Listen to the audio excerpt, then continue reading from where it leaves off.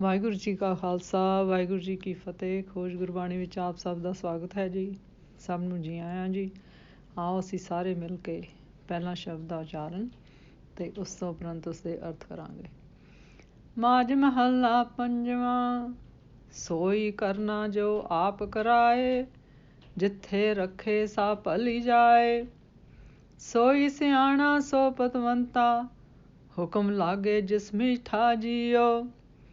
ਸਭ ਪਰੋਈ ਕਤ ਤਾਗੇ, ਜਿਸ ਲਾਏ ਲਏ ਸੋ ਚਰਨੀ ਲਾਗੇ। ਊਂਦ ਕਵਲ ਜਿਸ ਹੋਏ ਪ੍ਰਗਾਸਾ, ਤਿਨ ਸਰਮ ਨਿਰੰਜਨ ਡੀਠਾ ਜੀਓ। ਤੇਰੀ ਮਹਿਮਾ ਤੂੰ ਹੀ ਜਾਣੇ, ਆਪਣਾ ਆਪ ਤੂੰ ਆਪ ਪਛਾਣੇ। ਹੋ ਬਿਲਹਾਰੀ ਸਤਨ ਤੇਰੇ, ਜਿਨ ਕਾਮ ਕ੍ਰੋਧ ਲੋ ਪੀਠਾ ਜੀਓ। ਤੂੰ ਨਿਰਵੈਰ ਸੰਤ ਤੇਰੇ ਨਿਰਮਲ, ਜਿਨ ਦੇਖੇ ਸਭ ਉਤਰੇ ਕਲਮਲ। ਨਾਨਕ ਨਾਮ ਧਿਆਏ ਤੈ ਜੀਵੇ, ਬਿਨਸਿਆ ਭਰਮ ਭਉ ਤੀਠਾ ਜੀਓ। ਤੂੰ ਨਿਰਵੈਰ ਸੰਤ ਤੇਰੇ ਨਿਰਮਲ, ਜਿਨ ਦੇਖੇ ਸਭ ਉਤਰੇ ਕਲਮਲ। ਨਾਨਕ ਨਾਮ ਧਿਆਏ ਜੀਵੇ, ਬਿਨਸਿਆ ਭਰਮ ਭਉ ਤੀਠਾ ਜੀਓ। ਗੁਰੂ ਜੀ ਕਹਿੰਦੇ ਹਨ ਕਿ ਕੋਈ ਸਾਧਕ ਉਹੀ ਕੰਮ ਕਰ ਸਕਦਾ ਹੈ ਜਿਹੜਾ ਪਰਮਾਤਮਾ ਉਸ ਕੋਲੋਂ ਆਪ ਕਰਵਾਉਂਦਾ ਹੈ ਜੀ। ਸਾਧਕ ਨੂੰ ਜਿਸ ਥਾਂ ਪਰਮਾਤਮਾ ਰੱਖਦਾ ਹੈ, ਉਹੀ ਥਾਂ ਸਾਧਕ ਵਾਸਤੇ ਚੰਗੀ ਹੁੰਦੀ ਹੈ ਜੀ। ਭਾਵ ਪਰਮਾਤਮਾ ਜਾਣਦਾ ਹੈ ਕਿ ਸਾਡੇ ਵਾਸਤੇ ਕੀ ਚੰਗਾ ਹੈ ਜੀ। ਉਹੀ ਸਾਧਕ ਸਿਆਣਾ ਹੈ, ਉਹੀ ਸਾਧਕ ਪ੍ਰਤਿਸ਼ਠਾ ਵਾਲਾ ਹੈ, ਜਿਸ ਨੂੰ ਪਰਮਾਤਮਾ ਦਾ ਹੁਕਮ ਮਿੱਠਾ ਅਤੇ ਪਿਆਰਾ ਲੱਗਦਾ ਹੈ ਜੀ। ਭਾਵ ਉਹੀ ਜੀਵ ਸਿਆਣਾ ਹੈ ਜੋ ਪਰਮਾਤਮਾ ਦੇ ਹੁਕਮ ਅਨੁਸਾਰ ਚੱਲਦਾ ਹੈ ਅਤੇ ਉਸਨੂੰ ਮਿੱਠਾ ਮੰਨ ਕੇ ਚੱਲਦਾ ਹੈ। ਫਿਰ ਗੁਰੂ ਜੀ ਕਹਿੰਦੇ ਹਨ ਕਿ ਪਰਮਾਤਮਾ ਨੇ ਸਾਰੀ ਸ੍ਰਿਸ਼ਟੀ ਨੂੰ ਆਪਣੇ ਹੁਕਮ ਰੂਪ ਇੱਕੋ ਧਾਗੇ ਵਿੱਚ ਪਰੋ ਕੇ ਰੱਖਿਆ ਹੋਇਆ ਹੈ ਜੀ। ਜਿਸ ਸਾਧਕ ਨੂੰ ਪ੍ਰਭੂ ਆਪਣੇ ਚਰਨੀ ਲਾਉਂਦਾ ਹੈ,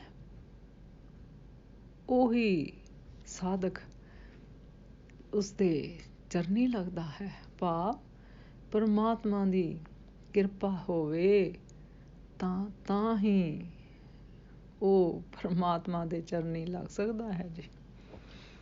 ਉਸ ਸਾਧਕ ਨੇ ਹੀ ਨਿਰਲੇਪ ਪ੍ਰਭੂ ਨੂੰ ਹਰ ਥਾਂ ਵੇਖਿਆ ਹੈ, ਜਿਸ ਦਾ ਉਲਟਿਆ ਹੋਇਆ ਹਿਰਦਾ, ਭਾਵ ਪਰਤਿਆ ਹੋਇਆ ਹਿਰਦਾ, ਕਮਲ ਫੁੱਲ ਪ੍ਰਭੂ ਨੇ ਆਪਣੀ ਕਿਰਪਾ ਮਿਹਰ ਨਾਲ ਆਪ ਖੇੜੇ ਵਿੱਚ ਲੈ ਆਂਦਾ ਹੈ ਜੀ। ਭਾਵ ਉਸਨੇ ਹੀ ਸਰਵ ਵਿਆਪੀ ਪ੍ਰਭੂ ਨੂੰ ਹਰ ਥਾਂ ਵੇਖਿਆ ਹੈ ਜੀ। ਫਿਰ ਗੁਰੂ ਜੀ ਕਹਿੰਦੇ ਹਨ ਕਿ ਹੇ ਪ੍ਰਭੂ, ਤੂੰ ਆਪ ਹੀ ਜਾਣਦਾ ਹੈ ਕਿ ਤੂੰ ਕਿਤਨਾ ਵੱਡਾ ਹੈ ਅਤੇ ਕਿਤਨੀ ਵੱਡੀ ਤੇਰੀ ਵਡਿਆਈ ਹੈ। ਆਪਣੇ ਆਪ ਨੂੰ ਤੂੰ ਆਪ ਹੀ ਪਛਾਣਦਾ ਹੈ ਜੀ। ਫਿਰ ਗੁਰੂ ਜੀ ਕਹਿੰਦੇ ਹਨ ਕਿ ਤੇਰੇ ਜਿਸ ਸੰਤ ਨੇ ਤੇਰੀ ਮਿਹਰ ਨਾਲ ਆਪਣੇ ਅੰਦਰੋਂ ਕਾਮ ਨੂੰ, ਕ੍ਰੋਧ ਨੂੰ, ਲੋਭ ਨੂੰ ਦੂਰ ਕੀਤਾ ਹੈ, ਮੈਂ ਉਹਨਾਂ ਤੋਂ ਕੁਰਬਾਨ ਜਾਂਦਾ ਹਾਂ ਜੀ। ਫਿਰ ਗੁਰੂ ਜੀ ਕਹਿੰਦੇ ਹਨ ਕਿ ਹੇ ਪ੍ਰਭੂ, ਤੇਰੇ ਅੰਦਰ ਕਿਸੇ ਵਾਸਤੇ ਵੈਰ ਨਹੀਂ ਹੈ। ਤੇਰੇ ਸੰਤ ਵੀ ਵੈਰ ਆਦਿਕ ਦੀ ਮੈਲ ਤੋਂ ਰਹਿਤ ਹਨ ਜੀ, ਪਵਿੱਤਰ ਹਨ ਜੀ।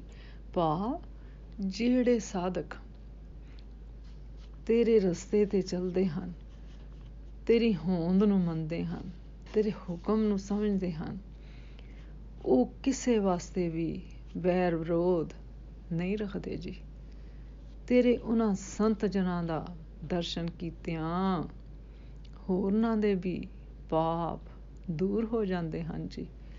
ਫਿਰ ਗੁਰੂ ਜੀ ਕਹਿੰਦੇ ਹਨ ਕਿ ਹੇ ਨਾਨਕ, ਤੇਰਾ ਨਾਮ ਸਿਮਰ ਸਿਮਰ ਕੇ ਜਿਹੜਾ ਸਾਧਕ ਆਤਮਿਕ ਜੀਵਨ ਹਾਸਲ ਕਰ ਲੈਂਦਾ ਹੈ, ਉਸ ਦੇ ਮਨ ਵਿੱਚੋਂ ਮੋਹ, ਭਟਕਣਾ ਤੇ ਡਰ ਦੂਰ ਹੋ ਜਾਂਦੇ ਹਨ ਜੀ। ਇਸ ਸ਼ਬਦ ਵਿੱਚ, ਅਖੀਰਲੀ ਲਾਈਨ ਵਿੱਚ, ਪੰਕਤੀਆਂ ਵਿੱਚ ਗੁਰੂ ਜੀ ਦੱਸਦੇ ਹਨ, ਨਾਨਕ ਨਾਮ ਧਿਆਏ ਧਿਆਏ ਜੀਵੇ, ਬਿਨਸਿਆ ਭਰਮ ਭਉ ਧੀਠਾ ਜੀਓ। ਕਿ ਉਹ ਸੰਤ ਨਾਮ ਸਿਮਰ ਸਿਮਰ ਕੇ ਜਿਉਂਦਾ ਹੈ, ਉਸ ਦੇ ਭਰਮ ਤੇ ਭਉ ਜੋ ਬੜੇ ਢੀਠ ਹੁੰਦੇ ਹਨ। ਢੀਠ ਦਾ ਮਤਲਬ ਕਿ ਉਸ ਦੇ ਇਰਾਦੇ ਉਸ ਨੂੰ ਬੜੇ ਦ੍ਰਿੜ ਹੁੰਦੇ ਹਨ, ਉਸ ਨੂੰ ਗੁਰੂ 'ਤੇ ਪੂਰਨ ਨਿਸ਼ਚਾ ਵਿਸ਼ਵਾਸ ਹੁੰਦਾ ਹੈ ਜੀ। ਸਹੀ ਅਰਥਾਂ ਵਿੱਚ ਪੱਤ ਵਾਲਾ ਅਤੇ ਪ੍ਰਵਾਨ ਵਾਲਾ ਪੁਰਖ ਉਹੀ ਹੈ ਜਿਸ ਨੂੰ ਪ੍ਰਭੂ ਪਿਆਰੇ ਦਾ ਹੁਕਮ ਮਿੱਠਾ ਲੱਗਦਾ ਹੈ। ਪਰ ਮਿੱਠਾ ਉਸੇ ਨੂੰ ਹੀ ਲੱਗਦਾ ਹੈ ਜਿਸ ਦੇ ਹਿਰਦੇ ਅੰਦਰ ਵਿਆਪਕ ਪ੍ਰਭੂ ਦਾ ਪ੍ਰਕਾਸ਼ ਹੁੰਦਾ ਹੈ। ਨਾਮ ਦੇ ਪੂਰਨ ਪ੍ਰਕਾਸ਼ ਨਾਲ ਹਿਰਦਾ ਰੂਪੀ ਮੁੰਦਾ ਕਮਲ ਸਿੱਧਾ ਹੋ ਜਾਂਦਾ ਹੈ, ਖਿੜ ਜਾਂਦਾ ਹੈ ਜੀ। ਆਨੰਦਮਈ ਅਵਸਥਾ ਵਾਲਾ ਹੋ ਜਾਂਦਾ ਹੈ ਜੀ। ਇਸ ਦੇ ਫਲਸਰੂਪ ਭੈ, ਭਰਮ, ਢੀਠਪੁਣਾ, ਆਲਸਪੁਣਾ ਆਦਿ ਸਭ ਨਿਕਲ ਜਾਂਦੇ ਹਨ ਅਤੇ ਅੜੀਅਲ ਮਨ ਕਾਬੂ ਆ ਜਾਂਦਾ ਹੈ ਜੀ। ਭਾਵ ਇਸ ਮਨ ਚੱਲੇ ਮਨ 'ਤੇ ਪੂਰਾ ਕੰਟਰੋਲ ਆ ਜਾਂਦਾ ਹੈ ਜੀ। ਪਰਮੇਸ਼ਰ ਦਾ ਹੁਕਮ ਮਿੱਠਾ ਲੱਗਣਾ ਬਹੁਤ ਉੱਚੀ ਅਵਸਥਾ ਹੈ ਜੀ। ਇਸ ਸ਼ਬਦ ਵਿੱਚ ਗੁਰੂ ਜੀ ਸਾਨੂੰ ਸਿੱਖ ਦਿੰਦੇ ਹਨ ਕਿ ਜੋ ਸਾਧਕ ਸੱਚ ਦੀ ਜ਼ਿੰਦਗੀ ਜਿਉਂਦੇ ਹਨ, ਪਰਮਾਤਮਾ ਦੇ ਹੁਕਮ ਨੂੰ ਮੰਨਦੇ ਹੋਏ ਉਸ ਦੇ ਹੁਕਮ ਅਨੁਸਾਰ ਚੱਲਦੇ ਹਨ, ਇਹ ਵੀ ਸਮਝਦੇ ਹਨ ਕਿ ਜੋ ਕੁਝ ਵੀ ਹੋ ਰਿਹਾ ਹੈ ਉਹ ਪਰਮਾਤਮਾ ਦੇ ਹੁਕਮ ਵਿੱਚ ਹੀ ਹੋ ਰਿਹਾ ਹੈ। ਉਸ ਦਾ ਹੀ ਰਚਿਆ ਹੋਇਆ ਇਹ ਸੰਸਾਰ ਤੇ ਸਾਰੀ ਸ੍ਰਿਸ਼ਟੀ ਹੈ। ਫਿਰ ਉਸ ਸਾਧਕ ਨੂੰ ਮਾਇਆਵੀ ਵਿਕਾਰ ਤੰਗ ਨਹੀਂ ਕਰਦੇ ਅਤੇ ਜਿਸ ਰਜ਼ਾ ਵਿੱਚ ਪਰਮਾਤਮਾ ਉਸ ਨੂੰ ਰੱਖਦਾ ਹੈ ਉਹ ਉਸੇ ਵਿੱਚ ਸੰਤੁਸ਼ਟ ਹੁੰਦਾ ਹੈ ਜੀ। ਇਸ ਸੰਸਾਰ ਵਿੱਚ ਸਾਧਕ ਉਹੀ ਕੰਮ ਕਰਦਾ ਹੈ ਜੋ ਪਰਮਾਤਮਾ ਉਸ ਤੋਂ ਕਰਾਉਂਦਾ ਹੈ ਜੀ।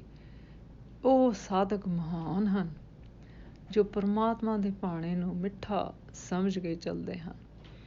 ਸਾਰੀ ਸ੍ਰਿਸ਼ਟੀ ਪਰਮਾਤਮਾ ਦੇ ਹੁਕਮ ਦੇ ਇੱਕ ਧਾਗੇ ਵਿੱਚ ਪਰੋਈ ਹੋਈ ਹੈ, ਉਸ ਦੇ ਹੁਕਮ ਦੇ ਅਧੀਨ ਹੈ।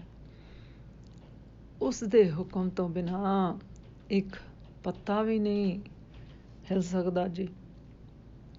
ਪਰਮਾਤਮਾ ਦੀ ਮਹਾਨਤਾ ਸਿਵਾਏ ਉਸ ਪਰਮਾਤਮਾ ਦੇ ਕੋਈ ਤੋਂ ਨਹੀਂ ਪਾ ਸਕਿਆ ਜੀ, ਕੋਈ ਨਹੀਂ ਜਾਣਦਾ ਜੀ। ਜੋ ਸਾਧਕ ਉਸਦੇ ਹੁਕਮ ਨਾਲ ਸਾਧਨਾ ਕਰਕੇ ਪਵਿੱਤਰ ਹੋ ਜਾਂਦੇ ਹਨ, ਉਹਨਾਂ ਦੇ ਪਾਪ ਵਿਕਾਰ ਨਸ਼ਟ ਹੋ ਜਾਂਦੇ ਹਨ ਅਤੇ ਉਹਨਾਂ ਦੇ ਮਨ ਵਿੱਚ ਇਹ ਪੱਕਾ ਨਿਸ਼ਚਾ, ਦ੍ਰਿੜ ਨਿਸ਼ਚਾ ਹੋ ਜਾਂਦਾ ਹੈ ਕਿ ਮੈਂ ਸੱਚੇ ਗੁਰੂ ਦੇ ਦੱਸੇ ਸੱਚੇ ਰਸਤੇ 'ਤੇ ਚੱਲ ਕੇ ਤੇ ਉਸ ਨਾਮ ਨਾਲ ਜੁੜਨਾ ਹੈ ਜੀ। ਅੱਜ ਦਾ ਵਿਚਾਰ ਕਰਦਿਆਂ ਮੇਰੇ ਕੋਲੋਂ ਅਨੇਕਾਂ ਭੁੱਲਾਂ ਹੋਈਆਂ ਹੋਣਗੀਆਂ, ਉਸ ਵਾਸਤੇ ਮੈਂ ਖਿਮਾ ਦੀ ਜਾਚਕ ਹਾਂ ਜੀ। ਵਾਹਿਗੁਰੂ ਜੀ ਕਾ ਖਾਲਸਾ, ਵਾਹਿਗੁਰੂ ਜੀ ਕੀ ਫਤਿਹ।